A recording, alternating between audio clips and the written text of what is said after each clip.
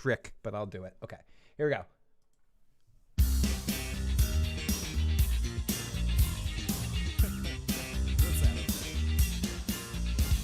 Welcome back, everybody. Welcome back to Phil's Recap and Review. This is for The Sopranos, Season 3, Episode 6, University, and asking the question, the main question, was Tony out of line hitting Ralphie? No, I'm not talking about was Ralphie out of line. That's an obvious situation. Ralphie is a piece of crap, maybe the biggest piece of crap in the entire crew, a horrible person, a devilish creature, as gets hinted throughout the series. But my question going into this episode, was Tony, in his position as boss within the family, was Tony out of line? And I'm posing this to Matt for the first time now too. Was Tony out of line hitting Ralphie in that situation? It seems to be that Johnny Sack thinks so later on. It seems that even Silvio advises him that he did something wrong. I don't know if Tony did something wrong. I think, personally, I'll say what I think right off the bat. I think Tony is doing something wrong letting Ralphie even live this long. I would have got rid of Ralphie a long time ago. He's a freaking problem. And I think he's a good earner though, Phil. But that's what it is, Matt. That's what this all comes down to on The Sopranos. It all comes down to all these people can have smiles on their faces, pretend to be these good people that care about this poor girl that got caught up in this bullshit. But ultimately, all these people are money-hungry bitches, and that's all they care about. And the fact, and Tony, one of the biggest ones out of all of them. Tony, the biggest one of them all. But I'm not alone tonight. Of course, I have Big Daddy Matt to join me on this Soprano invention. It was like invention mixed with adventure. It's a wonderful trip, and we're going through this. This is our first time on a Tuesday night in a while. Our new home for these will be every Tuesday night or every other Tuesday night at 6 p.m. Sorry for the change, Matt, but here we are tonight to talk about the Sopranos episode. And hey, how's it going? We got Teo in the live motherfucking chat. I left Neil deGrasse Tyson and Chuck Nice for you. I hope you Terrible decision. I know. If you're making a choice, Teo, I don't know if you made the right decision for this particular podcast, but we do appreciate the support. And if anyone wants to get their thoughts in about this episode of The Sopranos, you can do that at 781-990-8509. Again, that's 781-990-8509. You can call that number 24 hours a day, 7 days a week. We also want to send special love out to our number one viewer, Phyllis, dealing with a loss in her family. Huge love to you, Phyllis, from me, myself, Matt, and the live motherfucking chat. We all want to give you a big hug. We know how hard it is. I think everyone knows, or not everyone, most people can understand how it is to lose someone close by, especially a parent. So huge hug from everyone in the chat and everyone here on the Sopranos cast to you, Phyllis. Hopefully you're doing better.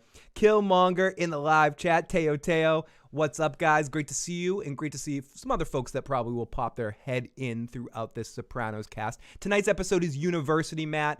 The third in line of three very viciously, graphically violent episodes of The Sopranos, where David... Really groundbreaking at the time. Like, this hadn't been on TV yet. No. And this was another example, and I think less so in the first one with the Milfy situation, but in the last two episodes, really kind of showing you that these aren't nice people. These are people that the casual violence that goes on, the juxtaposition between real life, like with Bobby Bacala's father last time, let him live one more time, killing somebody. Yeah, let him live one more time, killing somebody. But Tony almost, at the end of this... But see, that's the thing. There's the part of him that's human that other people don't have. He's the only one that actually seemed to care about her. But whatever. Okay, but did he care about her because Tony has this thing for innocent animals, in a sense, or it reminds him of Meadow? But I'm sorry to say, and we've gotten into this little disagreement before on this show, or a little bit of a fine line, and I appreciate the feedback from the chat from the comment section that we get after the videos talking about the Sopranos. Sopranos isn't so much people alive, but we get follow-up people that leave us messages and leave us text about stuff. Tony isn't much better. So we look at Ralphie, and I just want to point out a couple of examples that before we get into this episode. And tonight, if you haven't joined us on one of these, we're going to be watching the episode live. So you can watch live with us. We'll sync it up so you know when to start the episode. And this is Season 3, Episode 6, University. Or we'll give you enough context on what's going on in the scene. Okay, but Tony cheats just like Ralphie does in the sense of having a Gumar on the side. So he's doing the same to Carmela that Ralphie does to Rosalia Priel, your dog. But moreover, the thing I want to talk about with association to Ralphie and Tony, a big amount of energy goes in this episode, Matt, when Ralphie is stalking Georgie and he's doing the gladiator thing and he's poking him with the pool stick and then he hits him in the face with the chain. Tony has done something similar to that. I think it's 3, maybe 4 different times in the series of The Sopranos. He beats him with the Billy Bass thing. He beats him with the phone, and he attacks him more. Hold on. The time with the ice, that time there, he was asking for it. He went. He had 10 times Tony could have walked away, but Tony, the ice. What happened? He was asking for it. Okay, he kept going. It wasn't like Tony didn't go up to kick his ass for sheer pleasure. He did with the phone thing when he just couldn't get the phone system. Oh, I'm trying to transfer the calls. And Tony goes and beats the shit out of him with the phone. And then the other one with the Billy Bass thing that he didn't have anything to do with pussy and didn't know what that meant with pussy. And he's just like, the thing's cute. And he bashes the shit out of him and destroys his hearing. And Tony did all of those things intentionally. Ralphie was just coked up, swinging a fucking... but Ralphie was doing it to embarrass him in front of other people. It was a weird... Tony does it just to hurt him. Tony does it just because the idiot won't shut up. That's better. Let me put it this way. I don't think Tony would ever, in front of a room full of people, start doing to him what Ralphie did to him. Tony would never kill a 20-year-old girl. Tony never hit, that insulted, or had 3-ways with his gumas. Like, he never did any of that stuff. That aspect of it, I agree with you, Matt. Tony would never do that to a 20-year-old girl that was like an innocent girl in that basic situation, right? And I think that's the piece that I can't argue with. Ralphie's a fucking horrible piece of shit. The worst. I'm just saying Tony's not much better. What does Tony do to Christopher when Christopher's trying to go through alcohol, get through his alcohol abuse? He shames him, says, "Why don't you fucking cheer up? You're fucking have a drink. Just cheer the fuck up." And then then other times he goes, "No, you're doing the right thing." He catches himself. Tony the difference is Ralphie doesn't know the difference between right and wrong. He literally doesn't. There is a part of Tony that knows what's right and wrong. He knows when he's doing stuff that's wrong. Right. He just doesn't have impulse control. And I think the Christopher situation I brought up is a good example for me. And of course, I think it's a good example for me because I think it's the opposite situation. I think some people are like this. What you said, that Tony wouldn't embarrass someone in public like that. Tony would more likely to embarrass someone in public than the opposite. Then when he's alone with you, when he's one-on-one with you, he'll be nicer. When he's in that situation where he can bust balls, and I think when he's alone with Christopher, he's like, "Christopher, you're doing the right thing." But when he's in that situation, it's interfering with his good time. He's like, "Fuck this." Yeah, but I mean, they're in a society of ball busters where, like, that's just the way they are. Phil, you and I are from, like, the North Shore, kid. Like, that's how people are where we are. Like, you've told me this story. You told me 25 years ago how you were out in California. Am I making this up? What was that? Like 25 years ago, you were out in California, I believe that. Did that ever happen? Were you ever in California? Yes. 25 years ago. About that. And you told me this story about how when you were out there. Oh yes, I know what you're gonna say. Yep. Just like the Massachusetts ball busting thing was like just totally not. It's a different. It is a totally different vibe. Yeah, and the only people I connected with on this entire college campus that I was staying at randomly were someone from New York, someone from Philadelphia, and someone from New Jersey. We all sort of found each other on the campus, and we were the loud, obnoxious table that all these like Midwest kids were like, "You guys are loud. Could you guys keep it down and stop ragging?" Because we'd be like, "Fuck you. No, fuck you, you piece of shit. Oh, you're a fucking bitch. Fuck you, you asshole." You know, like very... That's all I'm saying.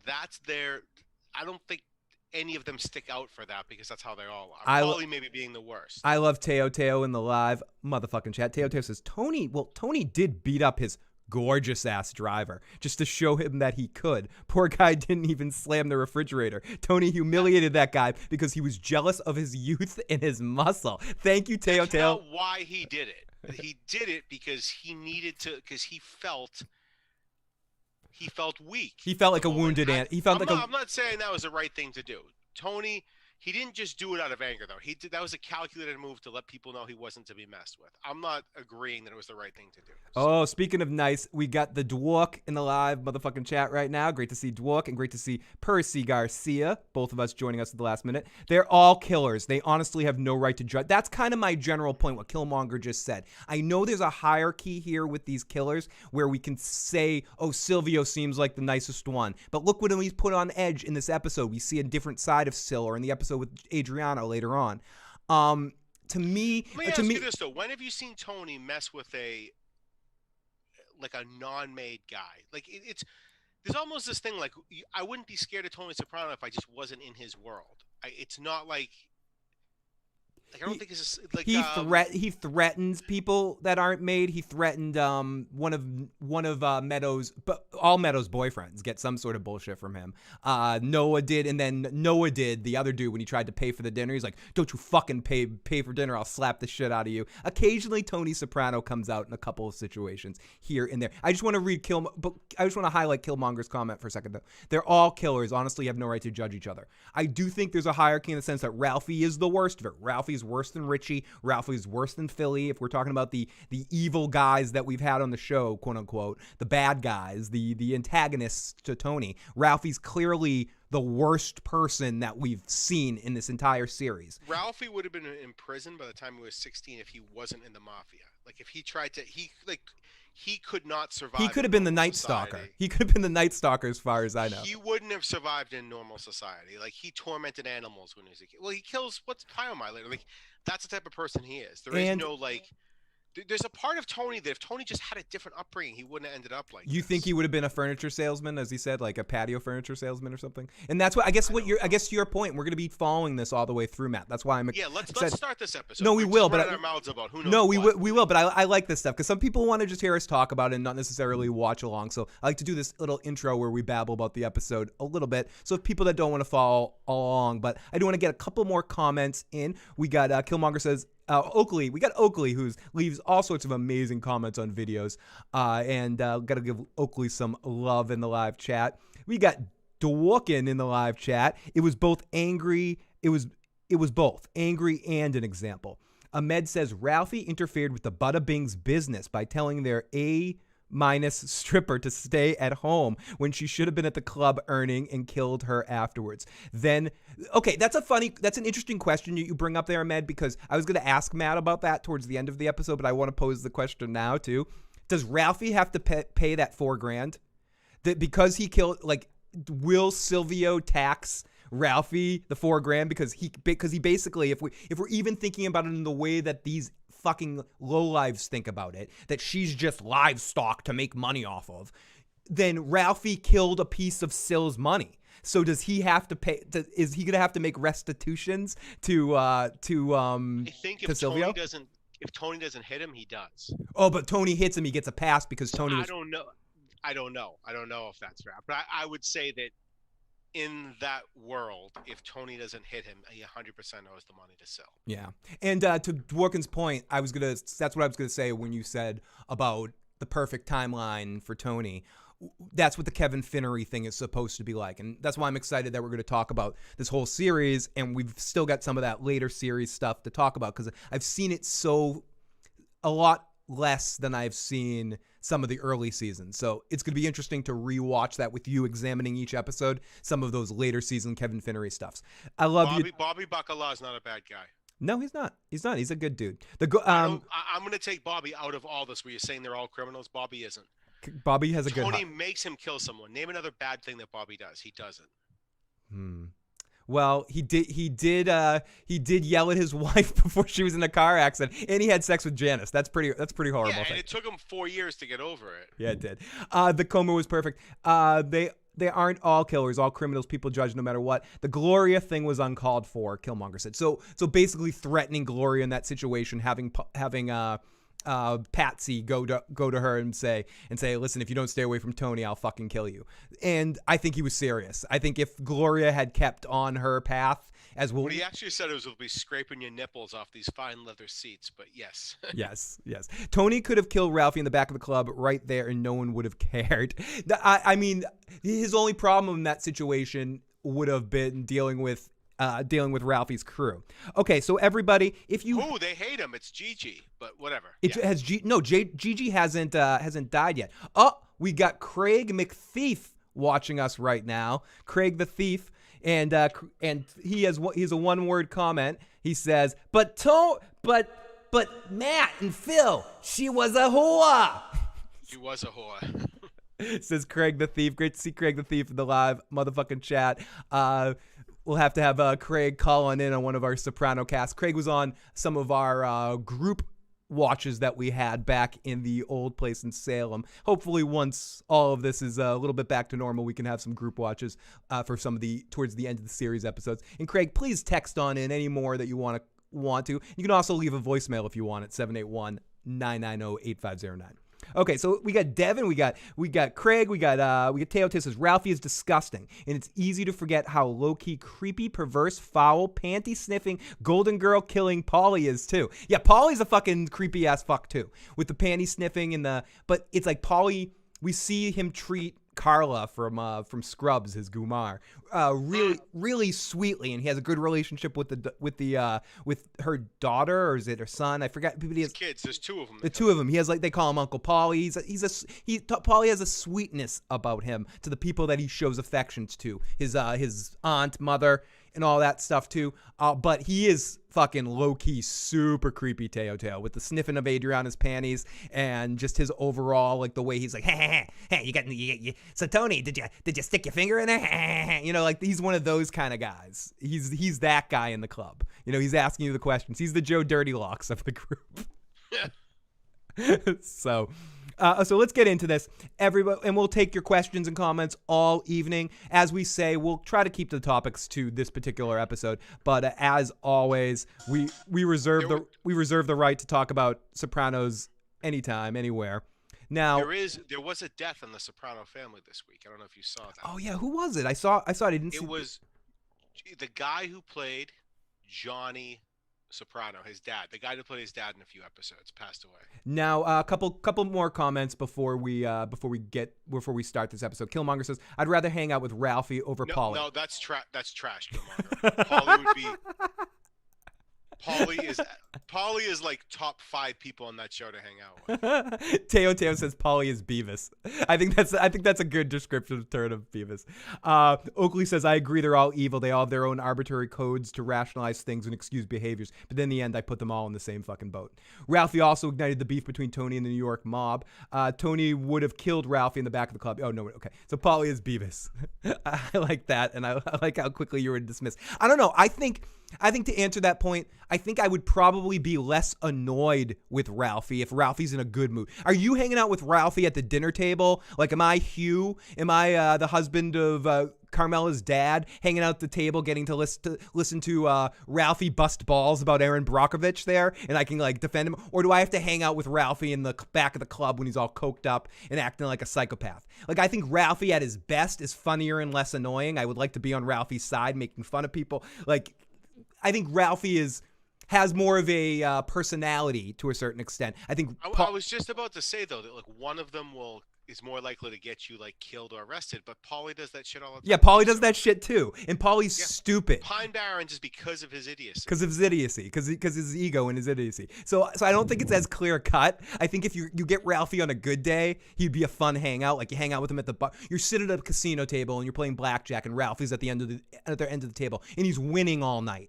He would be a funny guy to kind of have at the end of the table. Paulie would be like, "Don't sit so close to me. You're smelling. Yeah, don't order another drink. You're gonna wish me bad luck. You're annoying me."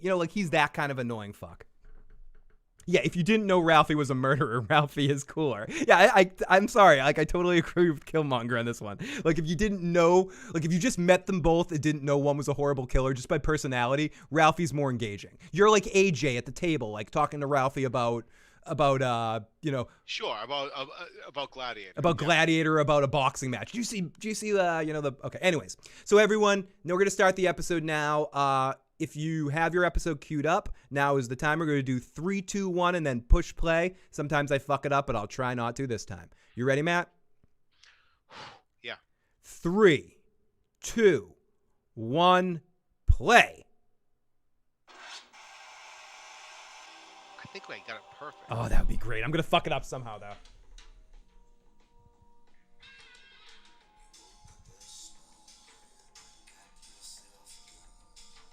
Fuck it, I'm not going to do it. I was going to try to put this, I was going to try to put it all up on some, like, some little stand I have above my camera so I could, like, be looking up. But I'm so afraid that I'm going to, like, accidentally push it and fuck up the time and mess with our fact that we're pretty synced up.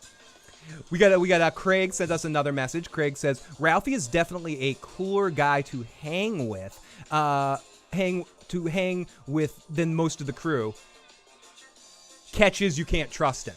So yeah, I think that's a fair point by Craig that Ralphie, from the point of personality wise, I think is probably, he's a smart guy. He's more personable, probably be more personable to the average person rather than some of the other crew that might be more closed off. I think he's like the guy that's going to say, hey, what's going on? You're going to make eye contact with him and he's going to engage you in conversation. But you can't trust him. And if he's in the sort of bad headspace that day or on the wrong amount of coke, he's going to, he'd fucking kill you. Ahmed says, crackpot theory. Paulie and Patsy hired the members-only guy to kill Tony Soprano. I sent Matt a video about that. I've heard that crackpot theory before. I didn't watch the crackpot. You didn't? We'll talk about that a little bit at the end. Remind me if you're still with us, Ahmed. I want to talk to Matt about that theory since he hasn't watched the video I sent about it. But let's start this episode first. Yeah, Ralphie's more of a question mark. None of these people would be fun to hang out with. Too spazzy and potentially violent. Or one of them's Hesh. And so none of them would be fun to hang out with, as Dev said. So they play this weird Kink song. Yeah, it's a Kink song. I had never heard before this. And they play it 3 times in the episode. It's Yep. not a bad song. It's a weird song, but it's... No, I want to say I have the lyrics of it. It's very important. Michael Imperioli went on a whole big. I'm not going to just copy what Michael Imperioli said on the Talking Sopranos podcast. So if you want to hear his breakdown of what this song means, what the lyrics mean, but I think a lot of it has to do with just going through the same cycle over and over again, because this is, you could call this a bottle episode of The Sopranos, that there's not a lot of comedies, not a lot of proceeding of the story. This is just, it almost starts like in a world that is already happening. She already knows Tony, we don't get to see the first time they meet. We don't see Tony spending a lot of time out in the front of the club. No, this is a heavy strip club episode. Yes. Oakley says, I think Tony is stable enough. I wouldn't mind having dinner with him in a public place. I think if you were dating Meadow and you were a good guy showing respect or something and you're hanging out at the Sopranos, or a friend of AJ's hanging out at the Sopranos place, Tony would be an awesome guy to hang out with. Like him taking you to the wrestling match or him taking you to the Celtics game or the Jersey game, whatever. The Nets game. I'm like, what New Jersey team? The Brooklyn Nets. There's not even a New Jersey basketball team. Yeah, right. The Jets are New Jersey, but no, they're not. I guess they play in New Jersey. Don't the Jets and the Giants both play in Jersey? Oh, no, but whatever. But they're both New York teams. Forgive me for my... Oh, take you to a Blackhawks game, right? No, that's the Chicago. What's the Devils? That's Chicago. The Devils. New Jersey Devils, right? Am I right now? It is New Jersey Devils. Am I finally right about something? Yes. Thank you. So... this actress is very well-spoken. She talks a lot about this episode and the impact that it had on people. Let's get this out of the way. A lot of people at the time this episode happened canceled their HBO subscription. 3 episodes in a row of violence like this pushed people out the door. And I think this is David Chase wanting to do that. It's like going, okay, everyone that's not in for this reel, get the fuck out of the way. And he pushed people out. A lot of people, and she was actually happy about that. Happy that people canceled their subscription because that was their intention making this episode. They wanted to make an episode to shock people and show them the violent tendency of this kind of life. And I think she does an excellent job in this episode for a one-off. It's not Burt Young, but I think she does a great job. Yeah.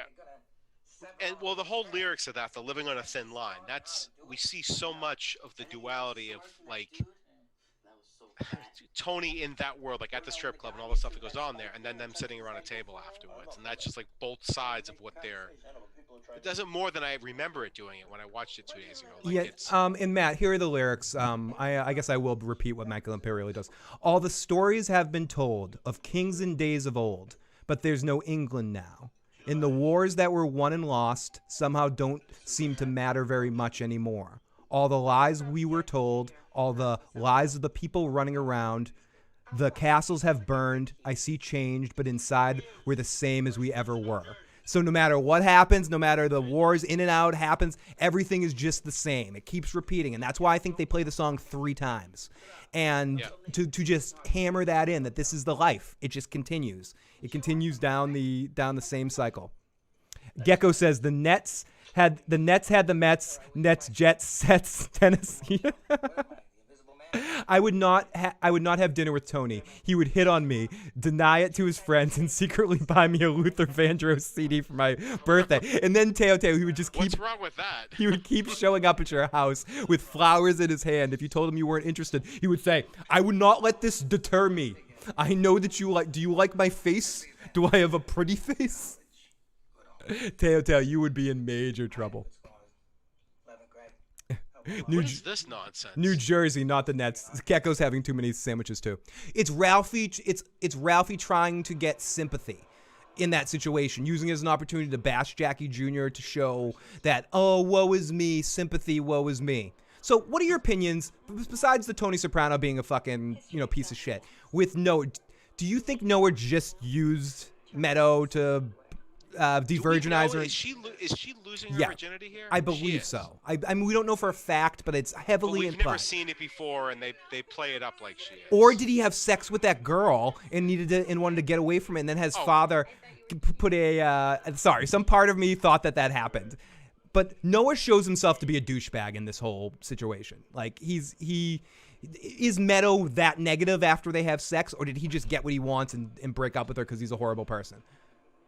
I think he doesn't want to deal with the roommate, and he's one of those people that I can't be inconvenienced with the C-. Actually, the C- is the end of his world. Like, Phil, imagine if you or I thought the C- was the end of our world.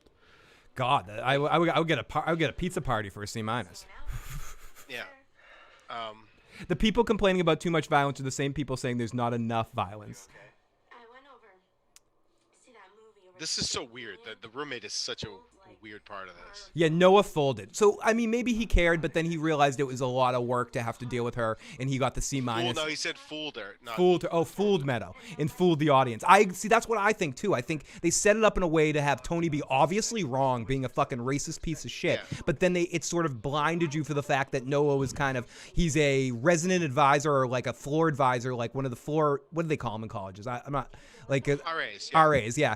And he's an RA that probably targets freshmen, takes their virginity, and then dumps them. Like, I don't know. That's the vibe. Maybe I'm projecting onto him, but that's the vibe I get from him. Yeah, did you see what Gecko just wrote? I don't want to screw this up.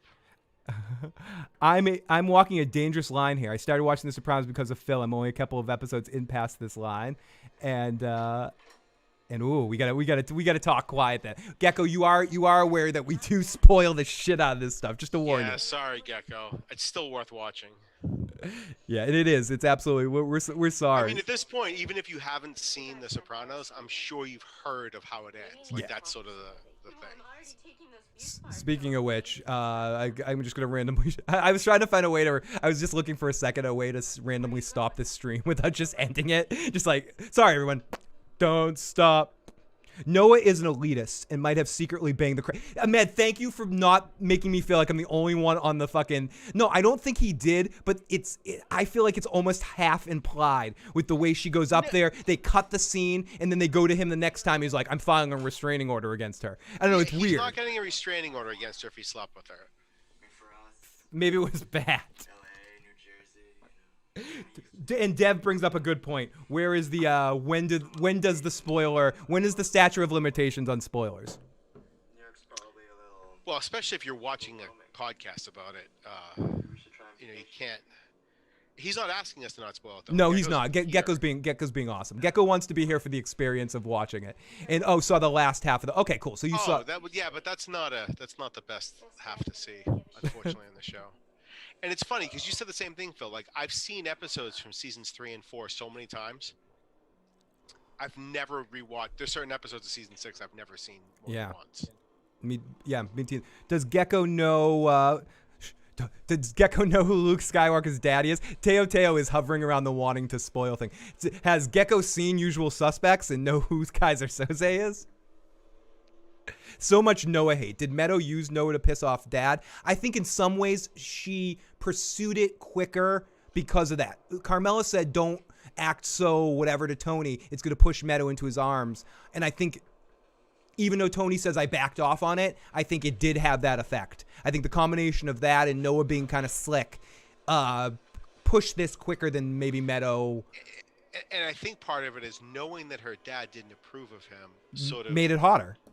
Yeah, no matter who it was. It could have been anyone, but just if my dad doesn't like him, he's got to be good for me because she wants no part of that life. And she knows that. Yeah, the minute and that's just a human nature thing that the minute someone tells you can't have something, and I don't think it's just sex, it's food, it's or relationships. It's like if someone says don't eat this pizza, it becomes like forbidden pizza, and I'm like, I want the pizza. What would Tony do if he found out that Noah took his daughter's virginity, though? I mean, you got to think he assumes it at this point, right? Does Tony take things that far?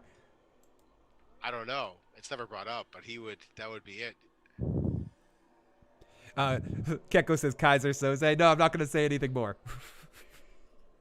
I'm not going to say anything more. This is awkward. I don't want to watch Meadow losing her. Yeah, that was a little too close for comfort there. I felt like we were in an alone moment together there, Matt, for a second.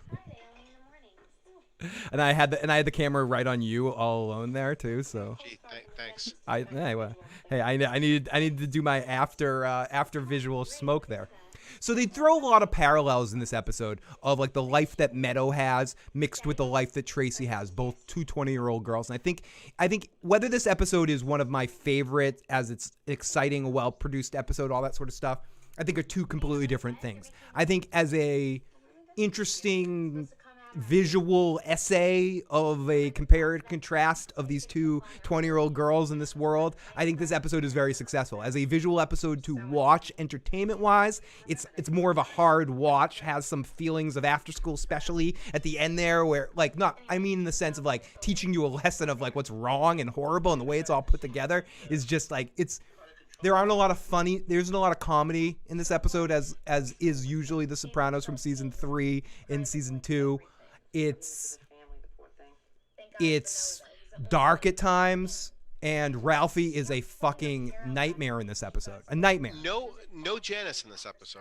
No Junior in this episode. No Junior. Bobby is. It's a rare episode where you get Bobby, but no Junior. Yeah, and it's one of those things where you don't. Again, you never realized it the first time you watched it because you were just upset. And now you're like, holy shit, there's no Janice. Yeah. And there were big parts of the last couple episodes. A lot of Janice, a lot of Junior in the last few episodes, and not here at all. And there was no Syl the last couple episodes. No, and this is almost the first huge Syl episode we've had in a while. Yeah. Teo says Meadow is a lot more like Tony than she wants to admit. She's a very selfish person, but she thinks she's awesome. Teo is on it tonight. I think that's a very excellently put, Teo. Devin says that's why he was angry in the first place. Tony assumes they are sexting. I put sexting. I think I put a T in there, but sexing. Ahmed says Meadow is one of those girls who's rebellious during their youth and becomes ultra traditional when they get older. She does. She becomes a lawyer, very, very buttoned up. But where we see early on in her life, she's doing meth. We see her and Hunter in the first season doing fucking meth. Oakley says, to what extent do you think that Noah is aware of Tony's real job? I was wondering that question too when Meadow answers in the dinner with his father that he's a waste management. Does Noah go, oh, Meadow's full of shit, and she tells the dad really what's going on? I'm dating a mafia person, and that's why he broke up with her? Because he told his dad who she was, and he's like, you got to break up with the mafia girl. No, he's smart enough. He would have looked up Tony online. Like, that's the thing. The internet's out there. He knows. We already know that Tony's online. AJ found it. But so could that? Since he is an elitist, you know, at some point he was going to ask, so what does your dad do? Because he wouldn't date below his class.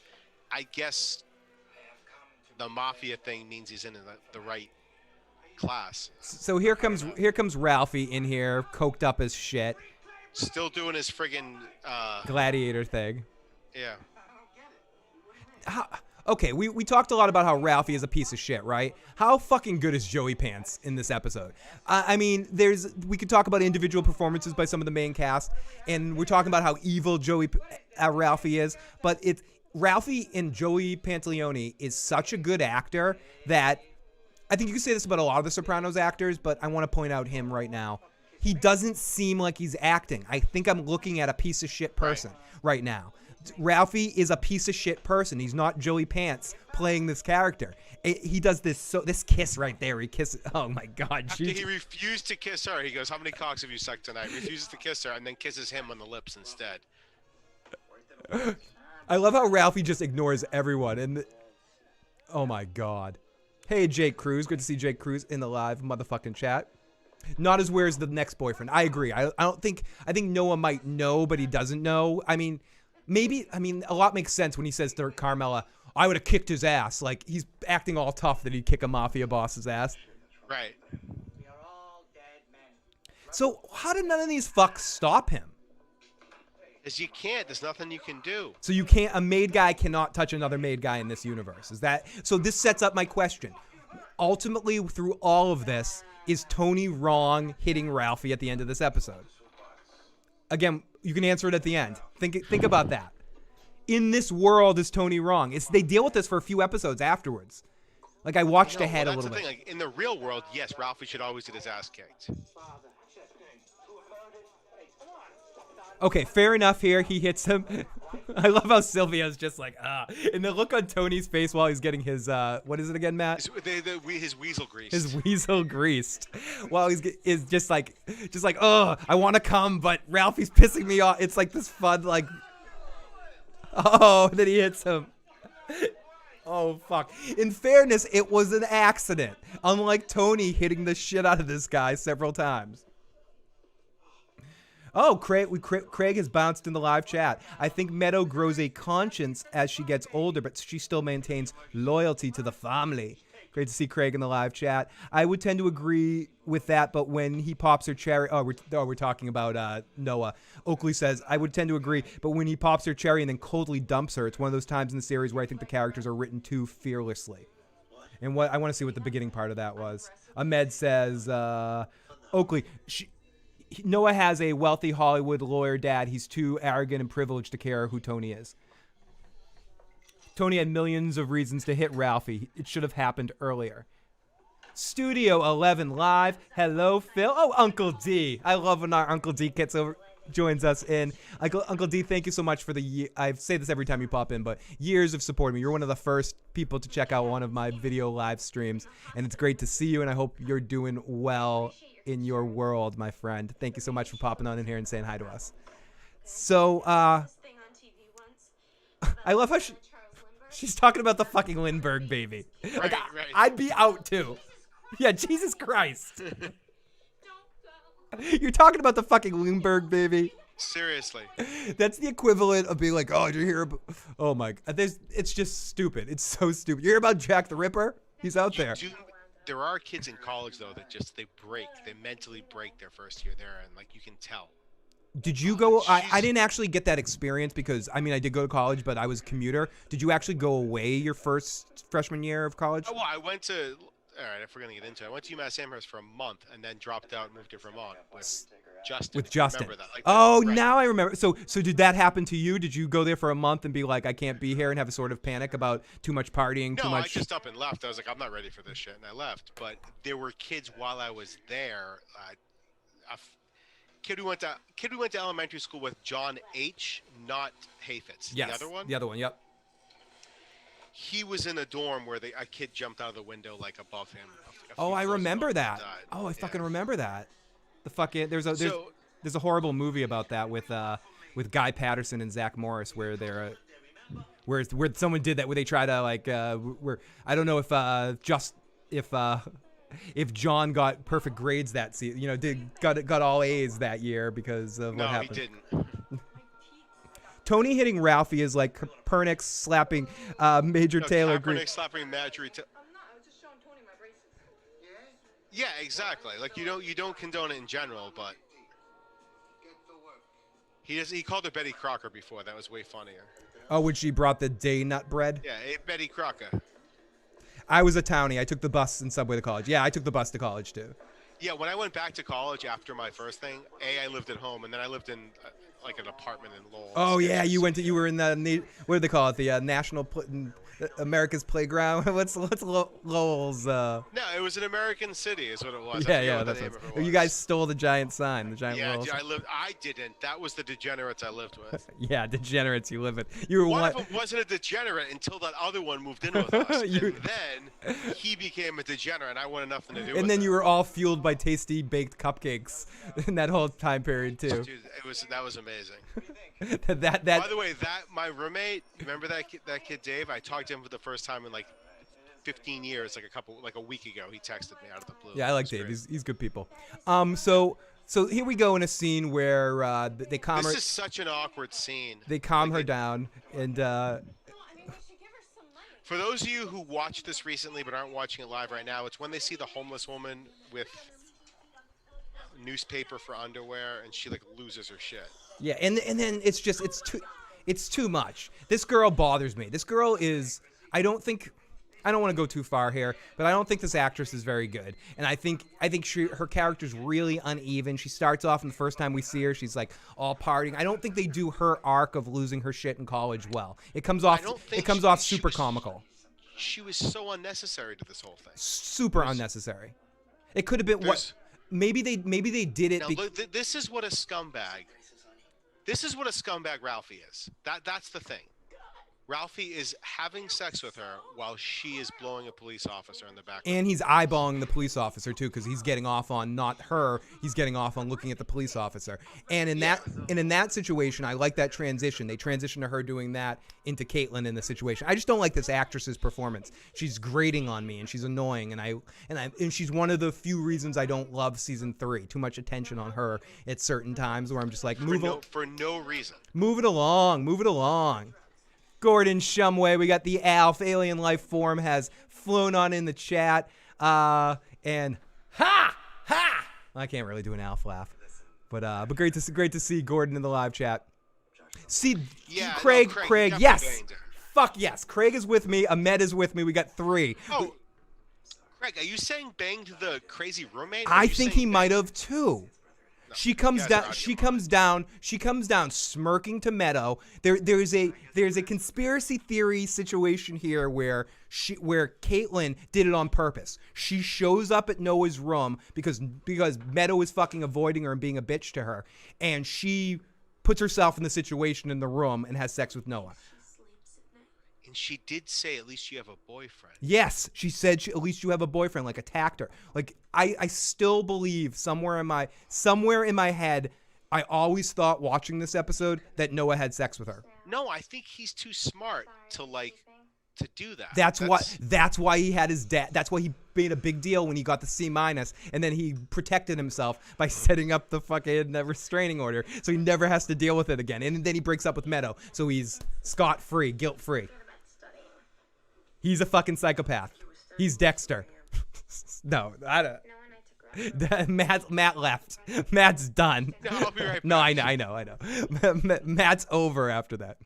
Craig says, why else did her character exist other than to do that? It would make more sense why more time was spent on her, but I feel like this whole section of The Sopranos, as much as I want to put it on the pedestal for being an amazing show, I feel like everything that they ever did with the kids on The Sopranos, when any of the kids got full-on storylines, they were always a little clumsy. No AJ storyline is without problems. No Meadow storyline is without problems. They all sort of bother me sometimes because they don't flesh them out and they don't spend enough time on them to flesh them out, so you have to make some assumptions here and there. Like AJ suddenly, towards the end, starts pouring liquid mercury on people's feet or getting off on watching it, hanging out with his little crew, when forever he was just this big doughboy little wimp. You know, like, it's weird transitions with the characters, with the kids. No, and I say this all the time, but I think if they made the show today with everything that's known about what television works and what doesn't, that they don't do it like this again. They do a much better job with this. They just didn't know what the hell to do. I think you would see it more set up where if they gave the characters storylines, they would have been more fleshed out, like you see in something like The Ozarks, for instance. I don't know if you watch that show, Matt. It's set up where you have a family where, you know, a son, a daughter, husband and wife, and they're within the criminal sort of atmosphere. I won't spoil any more of it if you haven't seen it yet. But if you like Breaking Bad and The Sopranos, I would definitely give Ozarks a shot. No, the Americans the same way. The kids are, especially the girl, is very, very fleshed out from day one. Like, they know what they're doing with it. Studio 11 Live says, Tony was right to hit Ralphie on a moral level, but totally out of line based on family rules. So, you just verbalized, you know, it takes me 2.5 hours to say something that Uncle D, Studio 11 Live, says in one very, very well put together sentence. Tony, because that's exactly right. Tony was right to hit him on a moral level. I understand. Same for killing him for Pyomai, or eventually basically killing him for Tracy. It's like transference there in that situation. And also to transfer any guilt he has for having sex with his girlfriend at that point, Valentina. It's like this is one of the funniest parts of this show, though. Oh, with him and her, yeah. Absolutely. She's like, I'm pregnant with Ralphie's kid. He's like, yeah, congratulations. It's going to be like Father Knows Best over there. You want my advice? Tony is unusually directly honest with her. And I also want to add that this isn't a character. Tracy is someone that has problems and is over her head and shouldn't have had what happened to her. But she's also, and he points it out in this scene, she burned, she flicked cigarette butts at her kid and stuff? Like, yeah, something like that. That's pretty horrible. He did some horrible. She did some horrible shit to her own kid, and she's not an innocent completely. That doesn't mean what happened to her was justified at all. I just feel like that's another interesting parallel that they throw out there for the Meadow stuff. Hey, Merle Davis. Teo says, to be honest, it would have been more interesting in Meadow or AJ died and then the parents blamed a huge other. That would be, I think, more interesting if they had found a point in the series to have Meadow die. Maybe while she was... how about AJ? That would have been a lot better. You would have been happier. But maybe, I'm saying from a story standpoint, maybe while she was dating Jackie Jr. and then Tony had to make the decision to break down his bond with Jackie Sr. watching his son, instead of it just making it vague how he abandons Jackie because he drops out of college and, you know, and does drugs or whatever. Didn't he say he was going away this weekend with his friend? Yes. Meeting up with his friend. So here, I also want to point out the scene. Look at the way she's looking at him, the way she's going. She's flirting. I'm sorry to be like direct with body language. She's giving him, I'm flirting, I'm chill vibes. Looks like she put on extra makeup for this study session. She's doing the eyes back and forth. She's at least trying in this room, Matt. And Noah gives that look, like, in the way they fade right there. There's something about that scene that makes me think he had sex with her. And I could be wrong. People could think I'm completely full of shit. I'm not disagreeing with you. Because why? That explains the C-. Yeah, it means exactly. They weren't studying. They were having sex, and he got a C-. And then he got pissed off like a little asshole and fucking and had his father, or told his father, and then his father decided to do the restraining order. I don't think the restraining order was his idea. And the way she comes in too. Point number 2 in my case here, the look that she gives Meadow right here, where she walks in and she's smiling suddenly in a good mood, and like the look of, haha, I got one over on you. See, now I had sex with him too. Aren't I happy? That's just what I needed. I don't know. That's, again, I'm transferring a little bit, but that's how I read this scene, Matt. Paul's a psychiatry professor at Dartmouth Medical School, and they have a horse farm and ride. Please don't kill AJ. AJ is an avatar for all of us doomed to fail sons. We're all AJ. Craig, when you knowingly work with psychopaths, they're all going to rub you the wrong way. The reason I think Tony was out of line is because it breaks the code. Absolutely. Just saying hi. Oh, we got K Rich in the live chat. Just saying hi. Love The Sopranos, but just like the Lost ending made it impossible to ever watch it again. So hi, liked, and said goodbye. K Rich, eventually I'm going to watch something again that you're watching, and we'll get you in the live chat. This is an amazing Ahmed. Great to see Ahmed in the live chat. Ahmed, please don't kill him. And I also wanted to say hi to Muhammad, I saw in the live chat earlier. I do want to give a special. This is just a fucked up scene right there. Oh, here's the C-. It's all her fault. 6 hours I'm trying to work and she just won't stop. She won't stop what, Noah? Oh, damn it. Nonsense. I mean, she doesn't get it. So I give her my notes from last year. Oh, you gave it to her. Primo. Yeah, he gave her some primo notes for sure. She doesn't understand my writing. What is this? That sounds like pillow talk, Noah. Nothing's ever enough with her. I mean, I know I'm the RA, but technically she's not even on my floor. I'm done. I'm done. Beautiful, Noah. It's not that bad, okay? It's just a C minus. So, and again, I wonder the point of, like, if we were taking this at face value, what in all of this does Meadow change? Because she doesn't agree with him blatantly here. He decides he has to break up with her, too, because she's not, like, a sycophant. Master, you'll make it up. We are all Negan Merle. Okay, so this is the first time. This is one of the best, like, still scenes. This is in one the of show. this is one of the first times we see Silvio being Silvio.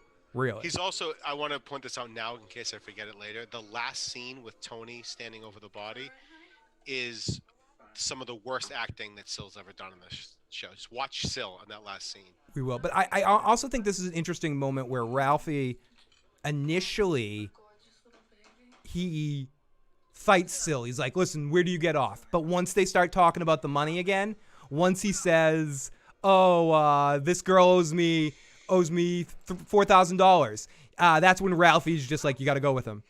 He basically he drops it completely and he says, you know what, you got to go with him. And I love that. And I love seeing this other side of Sil, because up until now we think of Sil as the funny, wacky guy that's making bad Godfather impressions. But I just love this scene. 3 days she missed work. I've been sick, Sil. Oh, yeah? I called your house. Your mother says you haven't been there for 2 days either. Oh, what's here? Ralph's taking care of me. Scazziata, you got a little kid at home. Her mother's watching him. Mind your fucking business, Ralph. Oh, where do you get the balls to come Yeah, here? right here. And where do I get my fucking balls? He's done. Oh, okay. Okay. You got to go with him. No, I get out. Yeah, right there. It's just he gives up. And that pisses her off. Him doing that, unfortunately, ultimately leads to her death. Because that's what pisses her off to the point of him, like, not defending her. You know how many girls with kill great opportunity you got? What, working for you? Oh, go ahead. Keep it up. Give me a break. In 2 seconds, I could get a job at any other... Bam! Oh, fuck, Sil. And then Ralphie is laughing at this shit.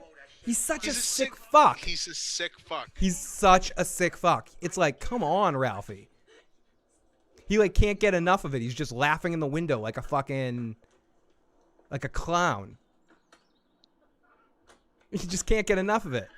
And then fade right cutting over to to this, to laughing. And this is where this episode, again, whether it's the most entertaining episode of The Sopranos, in its execution of the way it's all edited together is really kind of genius. If I was David Chase, I would have continued Caitlyn's story where she gets hired at the Bada Bing, freaking out Meadow, causing a rift between her and her dad. That would have been interesting too if they had some more crossover. They get to that later on where we have Tony bumping into where Adriana owns the bar by the end of the season, because both Meadow shows up at Adriana's bar a couple of times. Ladies and gentlemen, want to say... Look at here. And this was like, he was 2 minutes ago. He was sitting there doing coke with her on the couch, and now he's kissing Ro. He's kissing Matt's dog right there. Matt's dog. My dog is 12 years old today, named after Rosalie Aprio. Yeah, happy birthday. We're showing Rosalie on the screen right now, Matt. Happy birthday to Matt's dog, Rosalie Aprio. Very good dog. Very good dog. Very old at this point. Yeah, well, shh. I don't hear. I don't. Right, see, like right there at that moment, Tony isn't the guy getting his weasel greased. Still isn't the guy slapping a stripper, and Ralphie isn't the guy. No, that's that Goodfellas shit. You know, that's the Friday night with the wives, Saturday night with the Gumar, or it's the other way around. Well, except that none of those wives ever end up being a coked up mess themselves. I believe, Craig, that's right. I mean, you might see him do one other hit. I think in season 6, he does a hit on the New York family, but I think there's Craig said that's the only time you see Silvio being violent.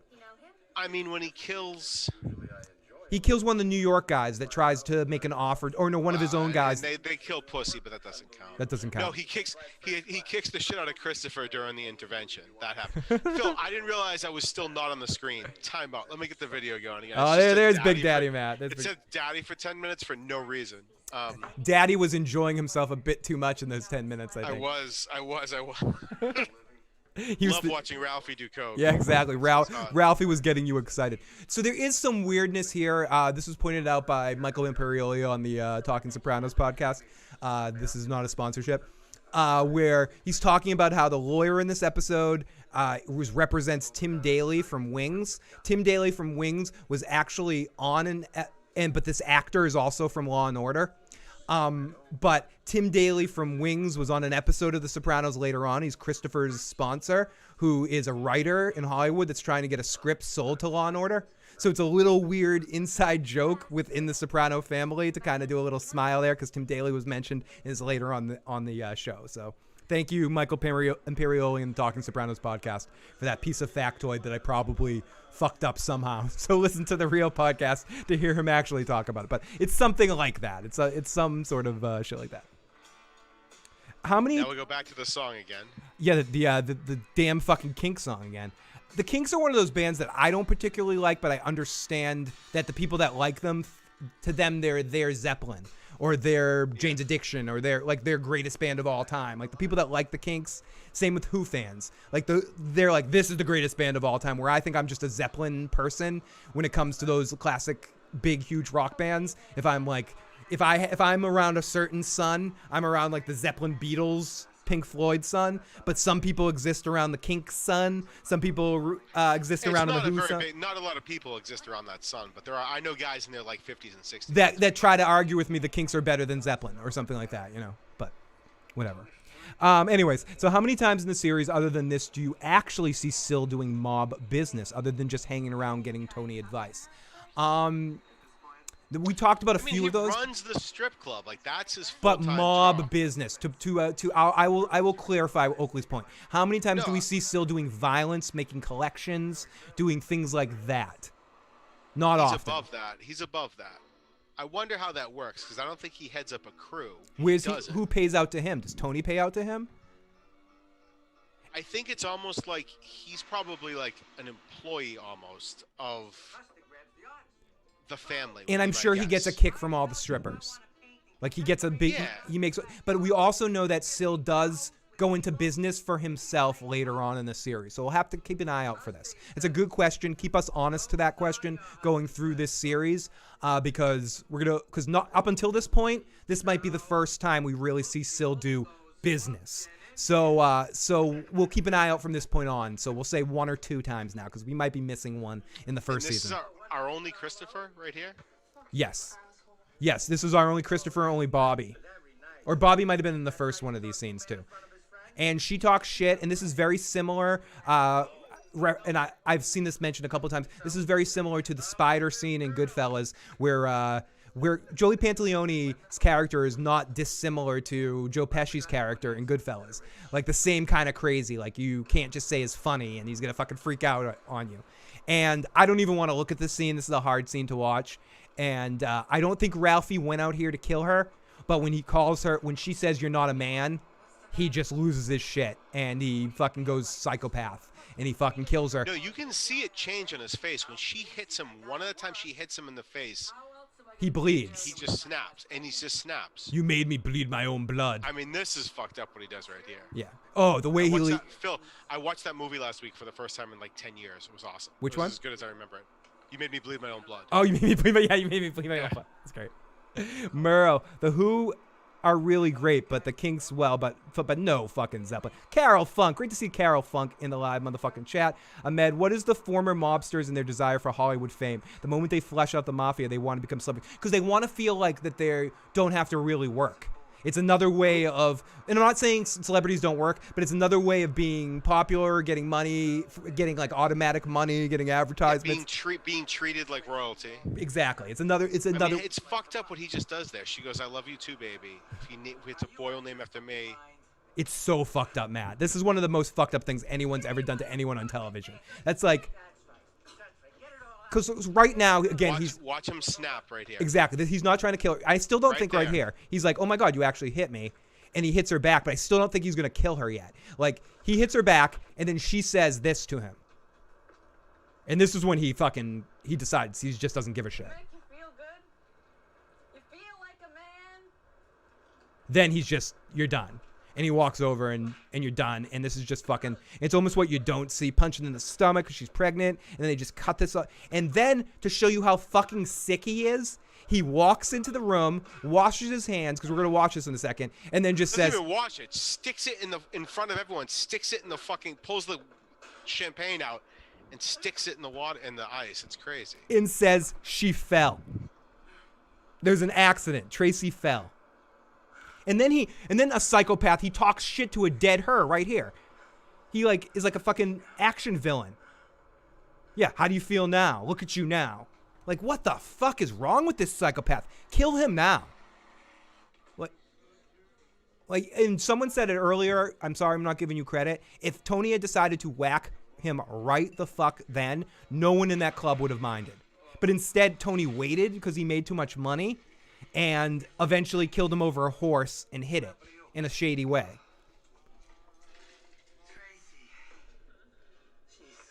She slipped. She fell. What the fuck, dude?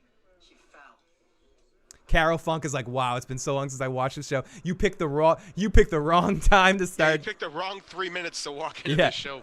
Sorry, Carol Funk. You picked the absolute wrong time. The Who isn't Zeppelin or Jane's, but I understand. Likewise, Picture Book by the Kinks is essential. It's a great song. It is great. I actually saw a recent Jane's show that I was surprised how good they sounded. Like, it was like, I think it was from last year or from like right before quarantine. Or maybe it was at the at-home Lollapalooza or something. I'm like, oh wow, they. See, Tony right now is wishing he had done a lot more for this. Yes. Girl and let her just. Do you think that's what he's thinking, or do you think he's just like filled with rage right now? Like, because I think I agree with you. He's thinking that. So here it comes. Is Tony wrong here? Not yet. Not yet. I love how he says, you disrespected this place. It's not you killed a girl. And then it's my fault she's a klutz. That line. Line got Tony. And then Tony beats, not one hit, bam, bam. Is Tony in their business wrong right here? I think he is. I think he fucking is. Morally right, business wrong. I love that he's the boss of this family thing. That's the thing, though. I'm a made guy, and I love hate Paulie's reaction to all of this when Tony's like, she was a young innocent girl, and Paulie's like, oh, that too. Like that. Yeah. He's more disrespected that. Watch Sil for the rest of this. It's the worst acting Sil ever does. He's just like, oh. Just like he just keeps doing it.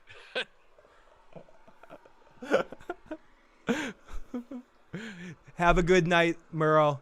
Thank you for popping on in, buddy. Really do appreciate it. Appreciate the love. Appreciate the like. Thank you to everyone that's tuned in tonight. Been a very fun night to have you guys in the live chat. Do appreciate you tuning in. And just so you know, every 2 weeks, so not next week, but the week after, Matt and I will be back for the next episode of The Sopranos. We're not ending things. We are going to attempt to be back in exactly 2 weeks. Exactly 2 weeks, yes. But as Matt can venture out to the world, he might have more fun things to do than. That's actually why the schedule got screwed up, is because I was getting a vaccine a few weeks ago. Yeah, and then I had a Wednesday thing pop up, so we switched to Tuesdays. So at this point, he breaks up with her in the equivalent of like the breakup restaurant where you can't make a scene. He breaks up with her in the middle of a fucking library during a study session, so she can't be loud in the library. This is such a dick move. This is such a wimpy dick breakup move of someone that cheated on you with your fucking roommate.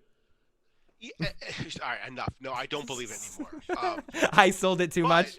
This level of dickheadery from him is the reason she ends up with Jackie Jr. Or goes so strong for Jackie Jr. I agree. Right. She's in a vulnerable place, and Jackie Jr. kind of takes advantage of it. He's as far away from who right here. I mean, he's as far away from who she grew up with as anyone can be. Like, now, she doesn't. She was all enthralled by the way that he like was talking about film the first time they met and all that other stuff. He was exotic and like smart and so different from everything she grew up around. And Jackie's literally as much of as her dad as someone can be. Yeah, except dumber. Teo says Tony committed a procedural violation. Gecko says, you may be a made guy, but you can't just kill people willy-nilly at mob clubhouse headquarters. He was reckless at a half a dozen points that were actionable. She's cute. She can do better. Yes, Jake. She absolutely can do better. Now, Gecko, I don't know if you really haven't watched a lot of episodes past this. The thing that we learn more and more as we go on is that Ralphie is a very, very, very big earner for Tony. Like, he makes him a lot of money. Maybe the biggest he ever had. I think And he Vito starts eventually. really kissing Tony's ass within the next couple of episodes. Yeah.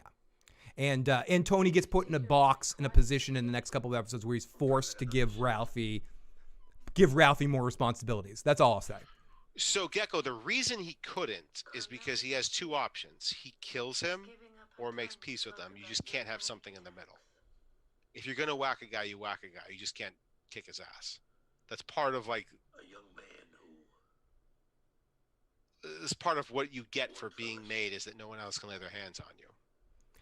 By the way, a great kid death works in the final episode. Meadow walks into the restaurant. Tony looks up at Meadow and is dying on the floor. You guys finish the scene. Meadow is coming in there to tell she's late to the meeting because she's pregnant in that situation.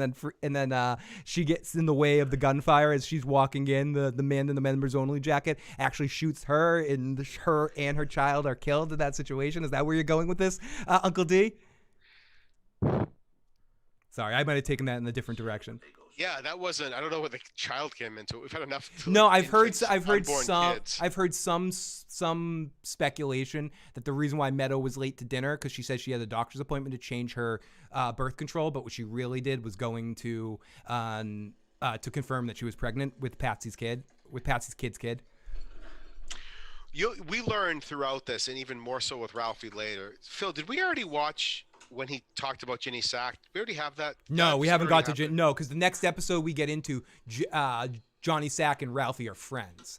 Ralphie goes to I think it's the next episode, the episode after that. It's when Ralphie and Johnny Sack are like buddies. Yeah, we end up finding out that, like, a lot of stuff doesn't happen to Ralphie because he makes so much money for everyone else involved. Yeah. Like, he's a big part of a lot of money coming in. So, and then we flash over from that death that we have of poor Tracy, and we go to Meadow being okay after her breakup and complaining that there's no food in the house. That scene comes back in the finale too, actually. And then we hear the strippers talking about how Tracy just disappeared, and we get that fucking song one more time. Now, and we hear more of this fucking shit fucks. Fucking $50. 50 bucks and a blowjob later. Fucking douchebag. And that is the end of the episode. Thank you, studio. That's exactly how my mind autocorrected the end of that scene. So to get into the final scene, so this is our episode of The Sopranos. Not much else to say about this episode. I think we did a good job. It's a good one-off kind of episode leading into this season 3 as we get from this point to a couple of yada yada episodes, but good episodes to get to Pine Barrens. Before we go at the end, we're going to take a couple more comments in the chat, and if anyone has any last-minute comments, now's the time to get it in. I'm going to talk to Matt about what was mentioned earlier, the potential. Did he give him the jacket yet? Am I remembering right? Was it an ugly jacket Tony hated? That was last season with Richie Aprile with the jacket. That was with Richie Aprile, yeah. The jacket. And the second biggest piece of shit in the show, Richie Aprile. Yeah, maybe. Yeah, Richie's a bigger piece of shit than You're Phil. getting him confused because they all bang his sister for a while. They all bang Tony's sister for a while. So the theory is that if you watch, and there's clues to it in that video I sent you, and other people have pointed out the clues, that in the last season, that after the whole peace with New Jersey and New York in the war, I'm not going to talk about too much what happens there, but after that peace, that who would come after Tony? And if we're assuming that Tony dies at the end in that final season, I'm not going to sell it as good as the other person does. You're already saying no. That there's this whole situation where we have a moment with Paulie and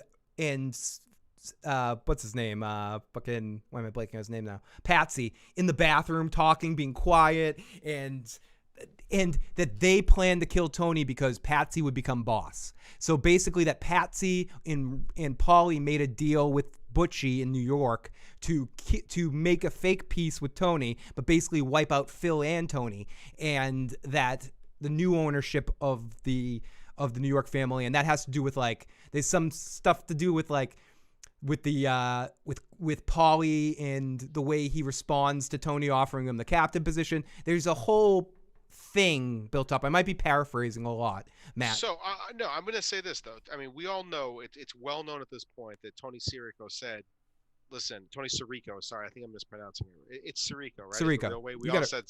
I used to say Sirico, but it's Sirico. He's Sirico. freaking Italian. I should know how to say it.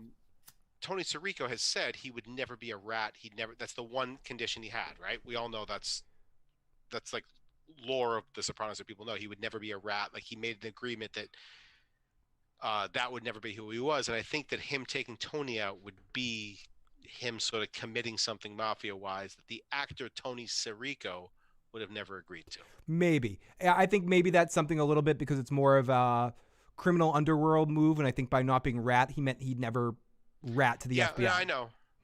Now, but I don't see him giving that up. That's his life. His life is like dedication to, although Tony ruins it in the last season. He does by trying to kill him. That it connects to that episode where Paulie figures out on the boat that Tony's trying to kill him and that he could just easily cast him away. So that sets the motion into that sets Paulie the plan is like into the motion. most loyal person to him in the entire But not if he knows that Tony's going to kill him just for being annoying. That's what I'm saying. I still don't understand why Tony was going to do that. Because Tony's a fucking psycho at that point. He's not true. So we'll keep an eye on that. A couple comments in the chat before we start to call this. Oakley says, with a mob boss, which people condemn, Shamila spat on, scratched, used racist insults to make a made guy. If what happened to Tracy happened to a man who burnt a child with cigarettes, even worse than his own children, ask yourself honestly, do you think people would be saying, yes, yes, right on, I wish we could bring him back to life again, and just to kill him again, there would be any excuse. He was an abused child. He had enough for a second. So yeah, I do think Tony was right in hitting him morally and attacking him, and he could have killed him right in that moment, and it wouldn't have been a problem. Muhammad says, hi to both of us. Muhammad, I just took a toast for you. I believe Matt's doing a toast for you right now. Cam says, at Matt, Tony wasn't wrong. Ralph got to die or he'll want revenge. Money or not, now he's a dangerous fucking guy. And Ahmed puts in, okay, Ahmed's going to voice it a little bit more succinctly than me. Paulie and Patsy want to kill Tony. First equals Tony is going to prison and could flip. 2, Patsy is still bitter over his twin brother, and now his killer's daughter is marrying his son. So he's put in a box that he wants Tony out of. He pissed in Tony's pool. He's still angry about Philly, that he would have the motivation. And then Tony gave the motivation to Paulie by trying to almost killing him on the boat. So that's what led to the two of them talking and making a plan to hire members only guy to kill Tony. So this is what I'm going to say to you, Phil, and Ahmed, is the following. As I already said earlier, I've really only watched season 6 one time. So I've seen season 2 a million times, and season 3 and season 4. Like you those are the ones you keep going back to. So I will keep my eye out for it. It may make sense because again, I'm going on what I saw. How long ago at this point? Are we talking 20 years yet? Yeah, like, was this the last time you saw it was when it originally aired? Yeah, and season 6 I was watching live, so I've definitely only watched the last episode one time. And you had Joe and I in your house like half the time of that last season. That last season, correct. That yeah. last season. Like in my old apartment I didn't have a couch. I think we sat on chairs. We sat on folding chairs and stuff. I think it was folding chairs. I don't even think you had your kitchen chairs yet. I think it was one of those situations where towards the end of the series, not everyone had HBO. We're all a bunch of poor motherfuckers. And Matt had just moved into a new apartment, and it was in the same building as another one of our friends, Elia, lived in. So Joe and I could get into the building without Matt's approval. So the first time we did it, we literally just came down from Elia's house and knocked on Matt's door. He didn't even know what was happening. We're just like, we're watching The Sopranos at your house. And then it just became a thing. After the first week, he's like, okay, you assholes can come back. And then And I had never watched The Sopranos before. So leading up to like season 6, I watched this is before streaming. This is before any of that. What they were doing was they were releasing on demand leading up to season 6 because HBO was hyping it. For like 2 weeks you could watch season 1, and then for 2 weeks you could watch season 2, and then for 2 weeks you could watch season 3 on demand. So I watched the entire series, the first 5 seasons, 5.5 seasons probably, in about a month. And It's like when you play Grand Theft Auto for too long, you start thinking that that's what reality's like. I started talking like that. I'm like, oh, this must be reality. It's all I saw, like 6 hours a day. Oakley says I'm saving the rewatch 5 and 6, and I'm excited to kind of do that with everyone in the group, with our crew here, to kind of get through this all together. It's gonna be fun picking apart these episodes and watching them together. But here we go. Let's get through a couple of additional points and then start to wrap this stuff up. Play the music, damn you. There are several references to horses in this episode. In Ralph's final episode next season, Tony makes a strong mental association between Tracy and his horse, Pyomai. So yeah, there's a bunch of references and stuff. Possible media critique. Yeah, he calls her a purebred, I believe, at one point. Yeah, at one point in the episode. And there's a couple of horse references. Possible critiques. Noah saying Caitlyn overreacts when she sees a homeless woman with a daily newspaper up her butt. David Chase hates reporters. Maybe it's suggesting that the butt crack is the proper pace for the New York newspaper. Leah Tannenbaum, Noah's father, and Tim Daly's lawyer, says that he comes to New York to meet with a real-life producer, Dick Wolf. Actor Tim Daly makes his first appearance as J.T. Dolan in Camelot, Season 5, Episode 7. In that episode, he mentions that he's trying to get on Dick Wolf's staff. That's what it was. Fortunate son, Noah seems to have attended the famous Crossroads School in Santa Monica, which many celebrities and celebrity kids attend. The Sopranos' greatest strength is the quality in writing, and an all-star team of writing, Green and Burgess, who get credit for writing this episode. According to Ariel Kiley, the person who played Tracy, many viewers were offended by this episode and canceled their HBO subscription, and she fucking loves that. The story about the person wearing the newspaper as underwear is based on a real-life experience that the writer had. The song playing through the episode over the ending credits is Living on a Thin Line by the Kinks. There are 3 references to horses in this episode, as I mentioned before. When Tracy's walking by Tony, he tells another stripper he wants to show her where the horse bit him. Silvio compares Tracy to a thoroughbred. And lastly, Caitlyn tells Meadow that she's going to a horse farm to regain some balance in her troubled life. These comments and the events of the episode strongly connect to episode 4, Whoever Did This. According to James Gandolfini, David Chase, who wrote The Brutal Death of Tracy, responds to all those who criticize The Sopranos by saying it showed an aesthetic violence. Chase felt personally hurt by those comments, so he wanted to show how serious it was to portray mobster violence realistically. And in this episode, oh no, I already talked about that one. That's just a repeat of the other one. So those are some factoids about this episode.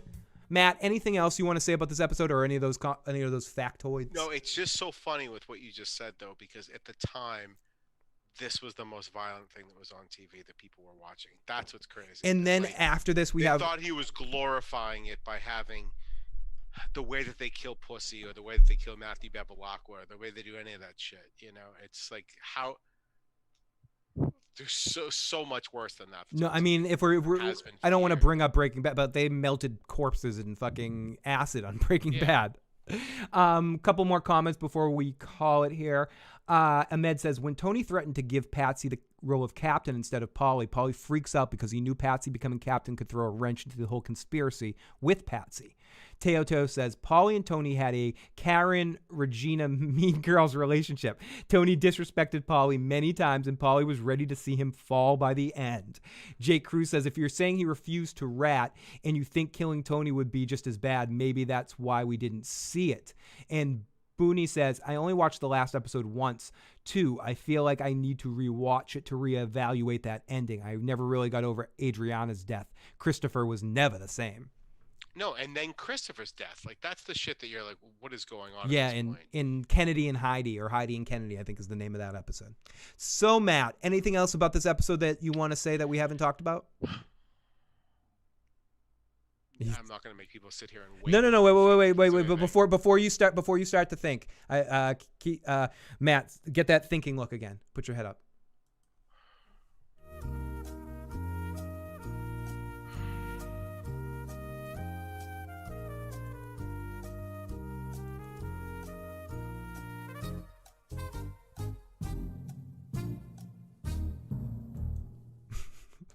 Anything that's sorry.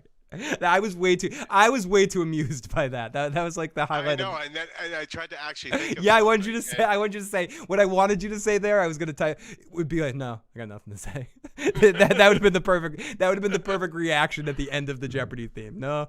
Yeah. What is? No. No, don't have anything to say. Nothing.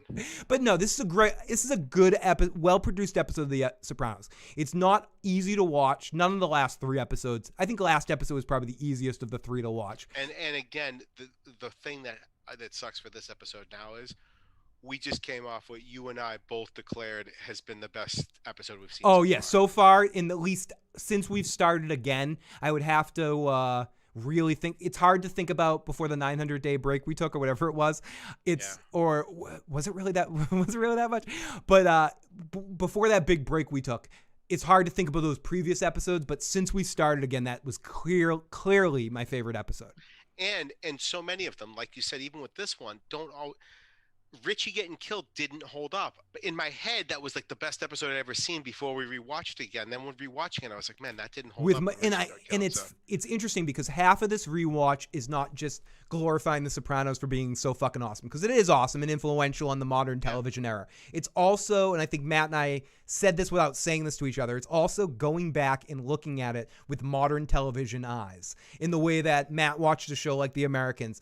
I watch, Better Call Saul, and he watched Breaking Bad too, or Game of Thrones, or some of the other modern dramas that kicked in, and the way that they have to handle checks and balances and things holding up, and the way things are edited together, or the way that B characters get storylines too and are fleshed out, like all the way that modern television is in the conditions of this almost cinematic television era that we're in now.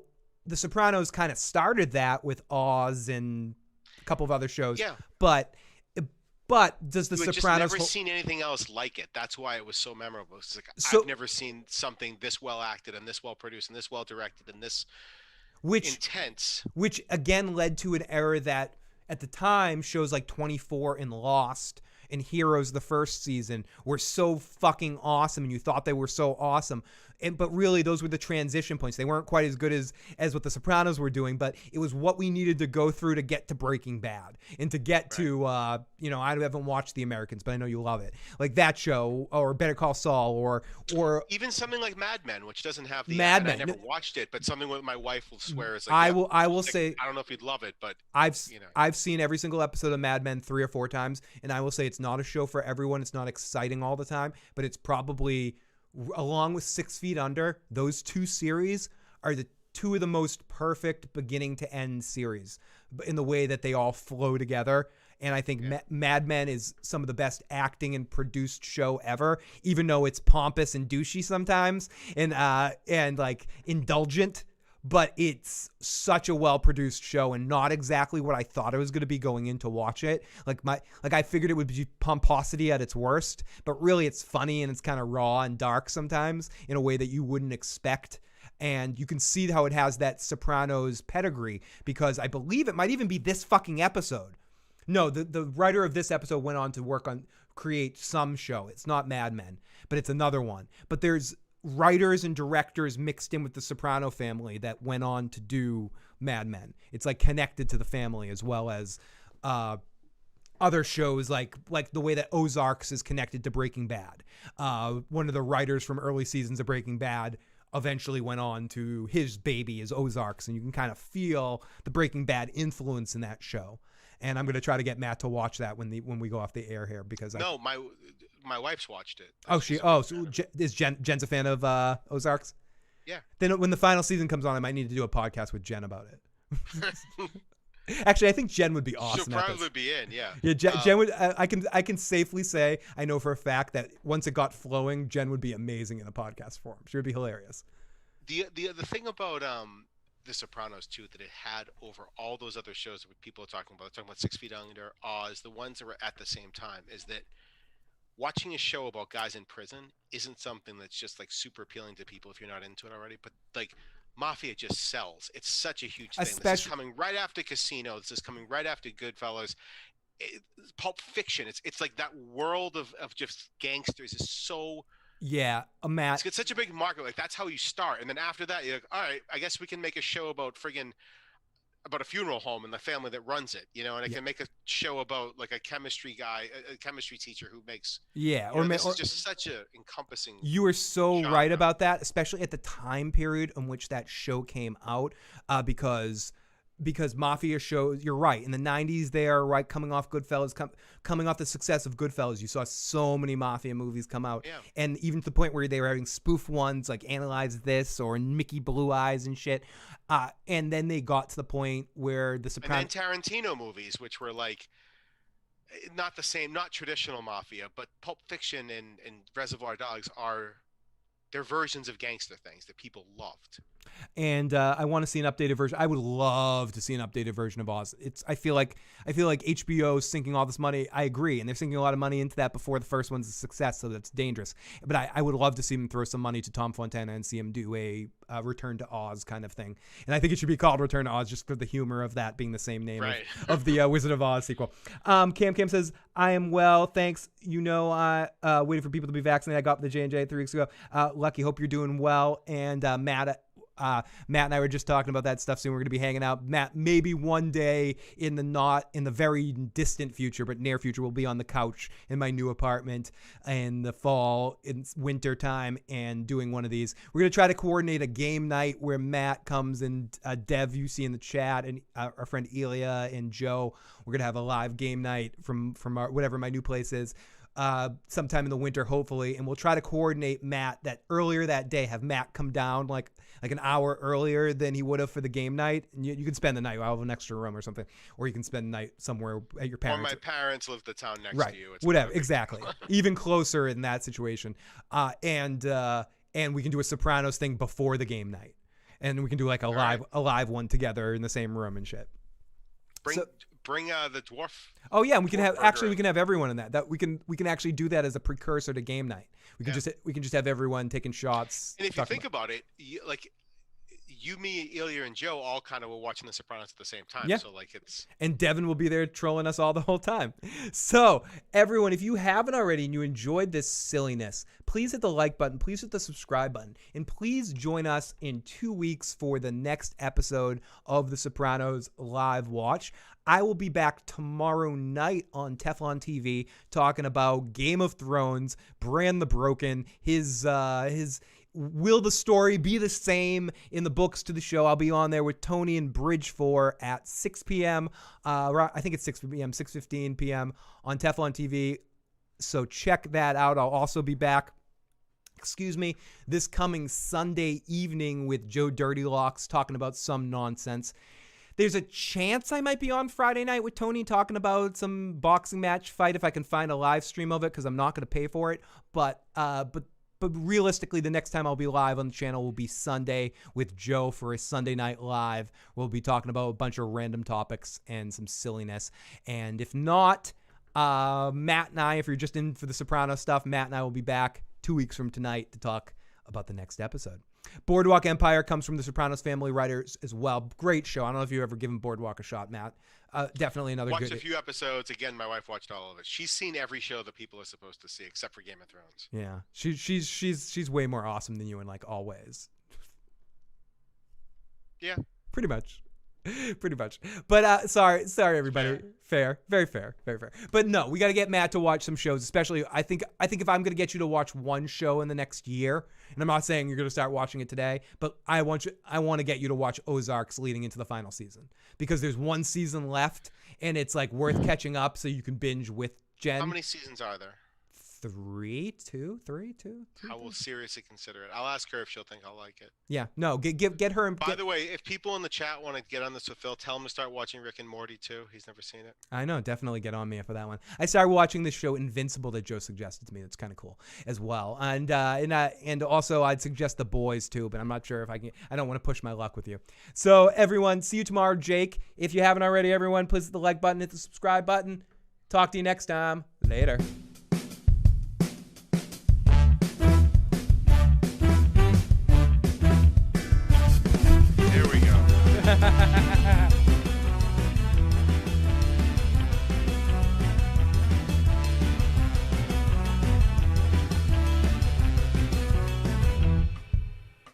Okay, we are good.